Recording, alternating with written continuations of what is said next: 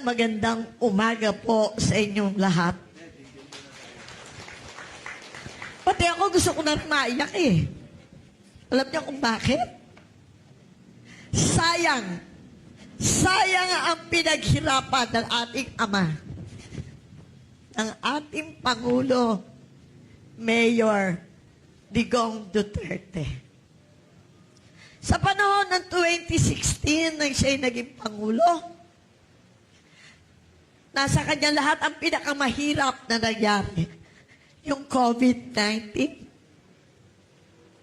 Walang pondo ang bansa, pero pinilit niya na magampanan upang mailigtas ang mga buhay ng ating mga kababayan.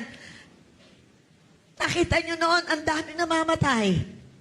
Pero ang ating Pangulo, hindi bumibitaw dahil ayaw niyang pabawasan ang ating mga kababayang Pilipino. Alam niyo po, yan din po yung una kong pag-upo bilang kusya ng Luzon ng Pasay. 2016, kasabay niya kami.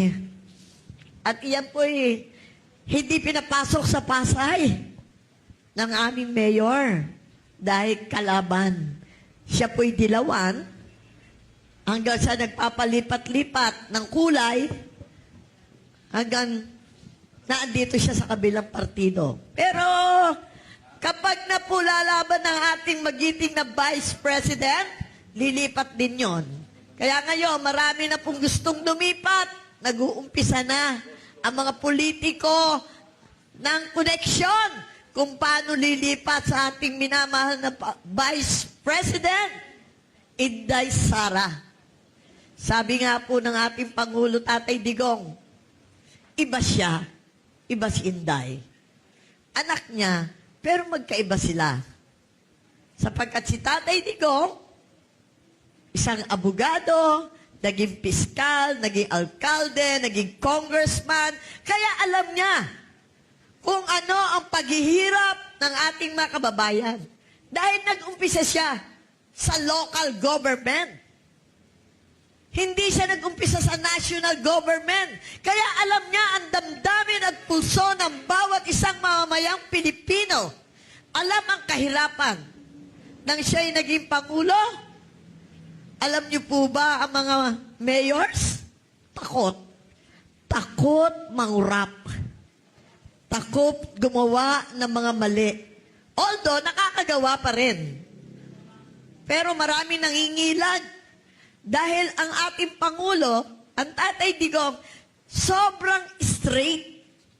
Gusto niya tama ang at yakagin tayo na tumaas ang dignidad ng mga Pilipino. Sa akin pong pag-upo bilang City Councilor ng Pasay, sinamahan ko siya. Meron din po akong dignidad. Yung pong mga nagbebenta ng drugs sa Pasay, nawala. Ngayon, bumalik. Bumalik na, dumami pa. Yan ang isang, para sa akin po, ay isang pinakamagandang kasaysayan na iginuhit sa bansang Pilipinas.